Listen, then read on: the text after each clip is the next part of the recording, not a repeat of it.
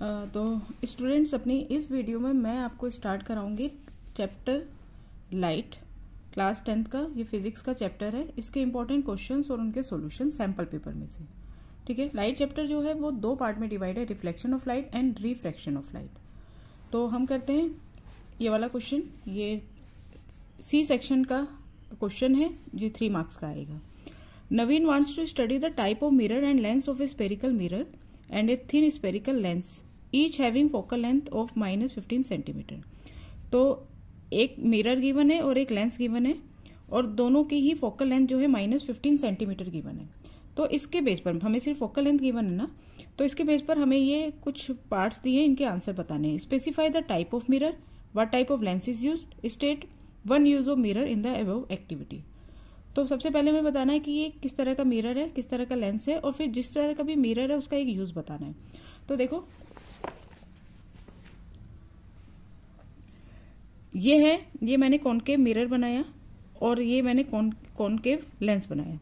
Concave mirror और concave lens दोनों में ही जो हमारी फोकल लेंथ होती है वो नेगेटिव होती है, क्योंकि दोनों में ही एफ जो है हमारा लेफ्ट साइड होता है। ठीक है, ये हमारा इस तरह से हमारा कॉनकेव मिरर बनता है। ये इसकी बैक साइड है और ये जो अंदर की तरफ मुड़ा हुआ सरफेस है ये कॉनकेव सरफेस होता है, ये रिफ्लेक्टिंग सरफेस होता है। ठीक है, अब इसको अगर हम स्पेरिकल को, इस स्पेयर को जिसका ये पार्ट है, ठीक है, कॉनकेव मिरर जिस स्पेरिकल मिरर का पार्ट है, इसका हम पूरा करें तो सेंटर यहाँ आएगा, ये पोल हो गया, प्रिंसिपल एक्सिस आ रही है, सेंटर और पोल के बीच का जो बीच में क्या होता है फोकल लेंथ, इसका जो हाफ होता है वो एफ होता है, फोकस होता है। फोकस से पोल का जो डिस्टेंस होता है इसे हम फोकल लेंथ कहते हैं।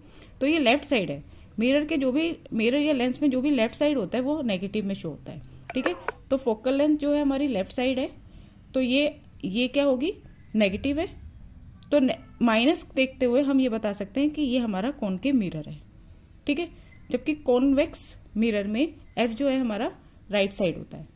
कॉन्वेक्स मिरर में एफ हमारा राइट साइड होता है। अब कॉनकेव लेंस की बात करते हैं। तो कॉनकेव लेंस कुछ इस तरह से होता है कि ये बीच में से सेंटर में क्या होता है, थिन होता है, और एजेस पे से थिक होता है। इसमें भी जो एफ होती है वो हमारी लेफ्ट साइड होती है। ठीक है, तो यहाँ पर लेफ्ट साइड होने से इसकी जो वैल्यू होती है वो माइनस में होती है। जो भी चीज लेफ्ट साइड होती है वो नेगेटिव में होती है। तो -15 है, तो माइनस से हम ये जज कर सकते हैं कि ये कॉनकेव लेंस है। ठीक है, तो कॉनकेव मिरर और कॉनकेव लेंस दोनों में ही एफ जो होता है वो हमारा नेगेटिव होता है।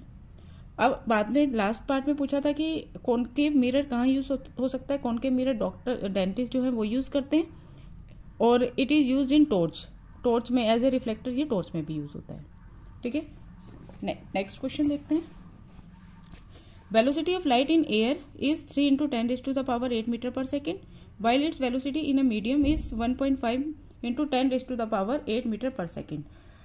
Rohit wants to know the behavior of light in air and the medium। Rohit जो है लाइट का बिहेवियर एयर और मीडियम में देखना चाहता है। तो find the refractive index of the medium, what is the ratio of wavelength in air to the medium, and what is the ratio of frequencies in air to the medium. तो ये 3 चीजें हमें निकालनी है। रिफ्रैक्टिव इंडेक्स निकालना है medium का, air और मीडियम दोनों में जो लाइट की जो वेवलेंथ है वो फाइंड करनी है, और दोनों में एयर और मीडियम में लाइट की फ्रीक्वेंसी जो है उसका रेशो फाइंड करना है। तो मैं आपको सबसे पहले ये बता देती हूँ कि लाइट की जो स्पीड है, लाइट की जो फ्रीक्वेंसी है, चाहे वो एयर में है चाहे वो मीडियम में है, वो हमेशा सेम रहती है। तो फ्रीक्वेंसी अगर हम यहाँ पे बात करें, frequency of light in air to the frequency of light in medium, वो क्या रहेगी, सेम रहेगी। ठीक है, अब हम देख लेते हैं रिफ्रैक्टिव इंडेक्स। रिफ्रैक्टिव इंडेक्स कैसे फाइंड करेंगे। तो देखिए, refractive index of medium with respect to air, refractive index of medium with respect to air हम इस तरह से लिखते हैं। मीडियम का निकाल रहे हैं ना, एयर।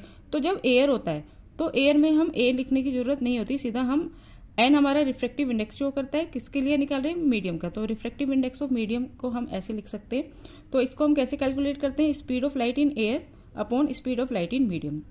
ठीक है, नीचे हम वो लिखते हैं जिसका हम रिफ्रैक्टिव इंडेक्स निकाल रहे हैं।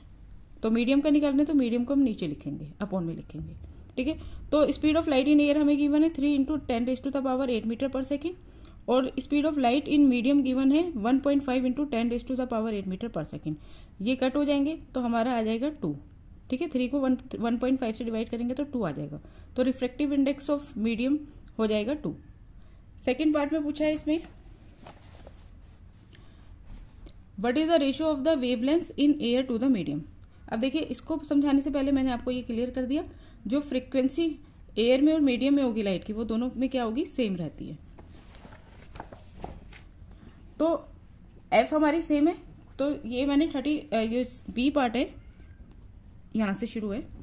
अब हम पहले निकाल लेते हैं, एक हमारे पास रिलेशन होता है जो हमने 9th क्लास में पढ़ा था, velocity of light is equal to its wavelength को हम लैम्डा से शो करते हैं इनटू फ्रीक्वेंसी, ये होती है। ठीक है, ये फॉर्मूला आप याद रखेंगे। तो इस फॉर्मूले के बेस पर हम ये वाला सेकंड पार्ट जो है वो करेंगे।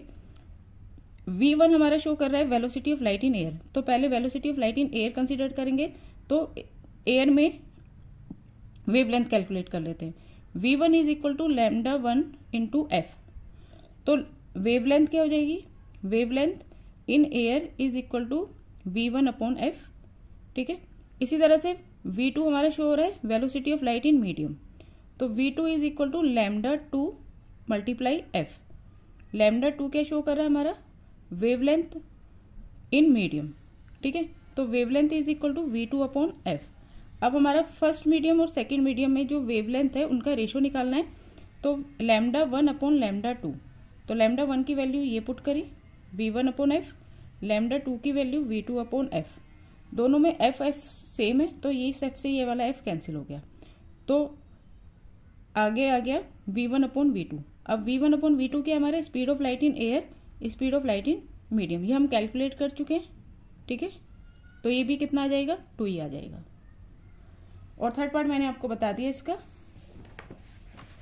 What is the ratio of frequency in air to the medium, ये क्या रहेगी, सेम रहेगी। अब देखते हैं केस स्टडी बेस्ड क्वेश्चन। तो ये हमें एक डायग्राम गिवन है, केस स्टडी जो है लाइट चैप्टर में से मोस्टली आ सकती है और ये 4 मार्क्स की आएगी। ठीक है, तो ये एक हमें डायग्राम गिवन है, ये कॉन्वेक्स लेंस है। कॉन्वेक्स लेंस में एफ जो होता है वो हमारा राइट साइड होता है। ठीक है, लेंस हो या मिरर है, ऑब्जेक्ट को हम हमेशा लेफ्ट साइड में ही रखते हैं, तो यू हमेशा हमारा नेगेटिव ही रहता है। अब पढ़ते हैं information, the above image show the position and height of an object in front of a convex lens. तो ये कॉन्वेक्स लेंस गिवन है और यहाँ पे ऑब्जेक्ट जो है ये हमें गिवन है, यहाँ पे रखा है। अ 6 सेंटीमीटर टॉल ऑब्जेक्ट, ये 6 सेंटीमीटर टॉल है, is place perpendicular to the principal axis of a convex lens of a focal length 25 centimetre. The distance of the object from lens is 40 centimetre. Object का जो distance है वो 40 centimetre है। ठीक है, you यानी हमें 40 सेंटीमीटर गिवन है, फोकल लेंथ 25 सेंटीमीटर गिवन है, ऑब्जेक्ट की जो हाइट है या साइज है ऑब्जेक्ट का वो 6 सेंटीमीटर है। इन सब इन्फॉर्मेशन के बेस पर, based on the text and data in the above paragraph, determine the position of the image. तो हमें सबसे पहले बतानी है position of the image, then magnification produced by convex lens, C size and nature of the image formed, और find the power of the lens. C part जो है इसमें चॉइस होती है, तो हम दोनों पार्ट ही करेंगे। ठीक है, तो चलो स्टार्ट करते हैं क्वेश्चंस को। इसमें हमें जो जो चीज़ें गिवन है वो लिख लेते हैं। फोकल लेंथ है, क्योंकि ये कॉन्वेक्स लेंस है तो कॉन्वेक्स लेंस में एफ क्या होगी हमारी, पॉजिटिव होगी, 25 सेंटीमीटर। ठीक है, H1 height of the object, क्योंकि जो ऑब्जेक्ट है वो हमेशा प्रिंसिपल एक्सिस के ऊपर रखा जाता है, एबव रखा जाता है, तो इसको भी हम पॉजिटिव ही लेते हैं, 6 centimetre. You distance of object from the lens 40 centimetre, तो यू को हम हमेशा नेगेटिव ही लेते हैं, कोई भी लेंस हो चाहे कोई भी मिरर हो। वी हमें फाइंड करनी है, तो हम लेंस फार्मूला यूज़ करेंगे। लेंस फार्मूला का यूज़ करके हम पहले वी कैलकुलेट कर लेते हैं, जो वी आएगा उसके बेस पर हम पोजीशन ऑफ द इमेज बताएंगे। तो वी हमारा फॉर्मूला होता है lens formula 1/v minus 1/u is equal to 1/f। ठीक है, इस फॉर्मूले का यूज़ करते हैं। v हमें कैलकुलेट करना है, माइनस u है हमारे पास -40 इज इक्वल टू f है हमारे पास 1/f है 25, तो प्लस में लिखेंगे, तो 1/v इज इक्वल टू 1/25। अब ये देखिए माइनस माइनस ये पॉजिटिव हो गया ना, लेकिन जब ये यहाँ पे आएगा तो ये किसका हो जाएगा, नेगेटिव हो जाएगा। ठीक है, आगे देखेंगे आप, 1/v इज इक्वल टू 25 और 400 का एलसीएम लेंगे 200 आ जाएगा, 25 8 जा, इसे कट करेंगे, आ जाएगा 5, तो ये आ गया 3/200। ठीक है, 1/v इज इक्वल टू 3/200, तो v इज इक्वल टू 200/3। ये कैलकुलेट करेंगे तो आ जाएगा 66.67 सेंटीमीटर। तो v हमारा क्या आया है, पॉजिटिव आया है। देखो कॉन्वेक्स लेंस, कॉन्वेक्स लेंस में f हमेशा पॉजिटिव होता है, u हमेशा नेगेटिव होता है। v पॉजिटिव भी हो सकता है और नेगेटिव भी हो सकता है, v पॉजिटिव भी हो सकता है और नेगेटिव भी हो सकता है। तो हमारा v जो है वो आया है पॉजिटिव। v पॉजिटिव का मतलब क्या है, v पॉजिटिव है, इसका मतलब है उसका जो नेचर है वो है real and inverted, real and inverted. ठीक है, जबकि अगर v पॉजिटिव हो, मिरर में v पॉजिटिव हो, तो वो दिखाता है वर्चुअल एंड इरेक्ट। ये डिफरेंस आप याद रखेंगे।